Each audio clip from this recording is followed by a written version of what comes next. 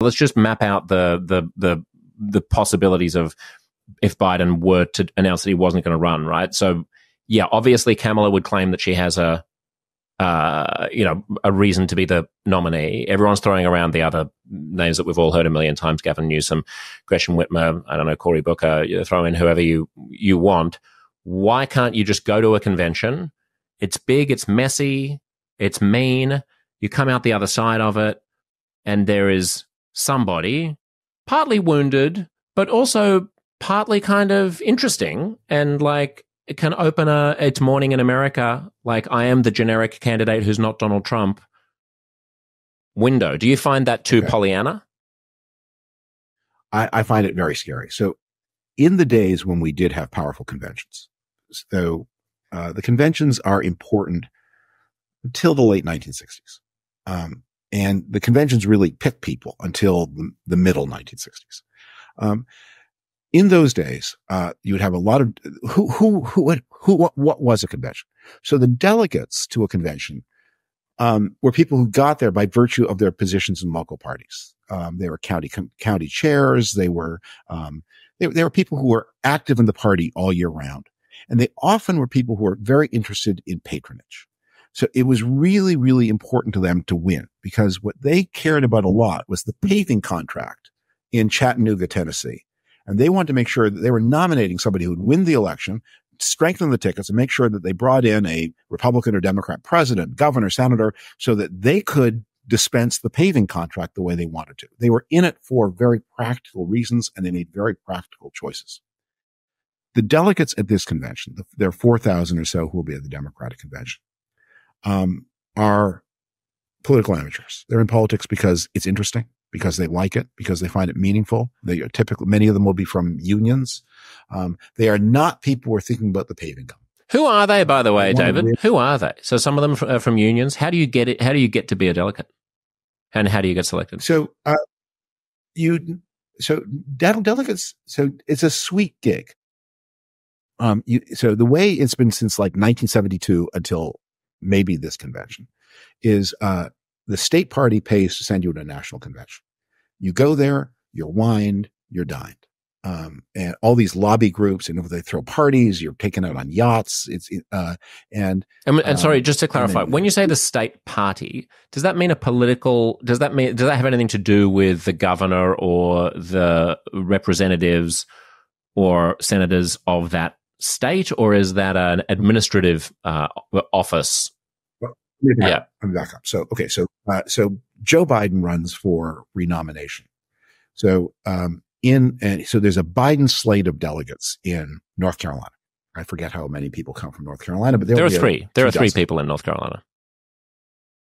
3 delegates? No, total population of North Carolina. I'm joking.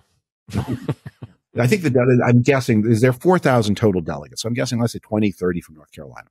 So it's understood those people will have at the actual convention, their job is to say, yay, Biden, and by law and by contract, they're there to make a decision. So how are they selected? It's a favor. It's a perk.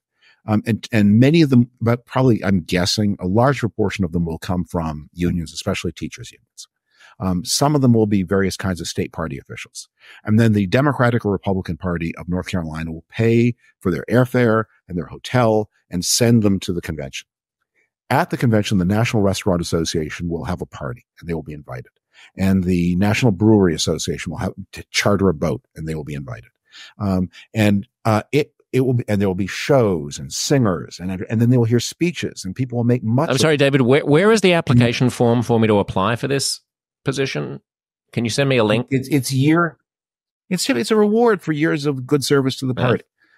But the person is here for psychic rewards. And where this is dangerous is that person's predecessor of 1952 was there for material rewards. The person of 2024 is there for psychic rewards. And the result is that means is when we have a battle at the convention between a black woman and a gay man and white conservatives, and they're not going to be thinking as their predecessors of 1952 were thinking, I don't care who you are, blue, purple, what male. I am interested in that paving contract And I am looking for the person who's going to give me my best hope of delivering. I'm not here for self-actualization. I'm not here for self-realization. I'm here for business. And I'm going to make a business-like decision. And so conventions often converged on the most electable choices. I worry that if you do this today with the delegate list of today, I mean, they will say they're thinking about electability, but there will be recriminations and identity politics. And the Democratic Party, which is an unstable grouping anyway, could break. David, I don't quite follow. Why would a system of patronage necessarily yield an electable candidate any better than a system of immaterial rewards would? In both cases, you're picking someone because of some transaction that they can do for you, which may not correlate to their electability. Because if you're there for material rewards, you are very concerned with electability. Because because they have to be elected in order to give you the thing. Yeah. Like you're not going to make a point. You're not going to say, look, I'm Catholic, but I'm only taking a Catholic, and I won't accept a Protestant. But what I meant was there could be a candidate who promises to shower a lot of things on a lot of people who is not electable, and a more electable candidate who's more restrained in what he can offer. The promises in the olden days, the promises were not usually delivered by the person. The president didn't get you the paving contract.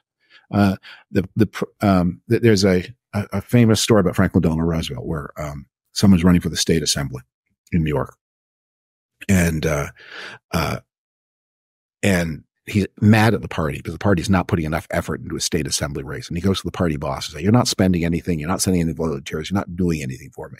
And the boss asked him, "Have you ever been down at the foot of Wall Street when the Staten Island ferry comes in? And if you look at the ferry, behind the ferry, there are all these orange peels and pieces of litter and garbage and shit following in the wake of the Staten Island ferry.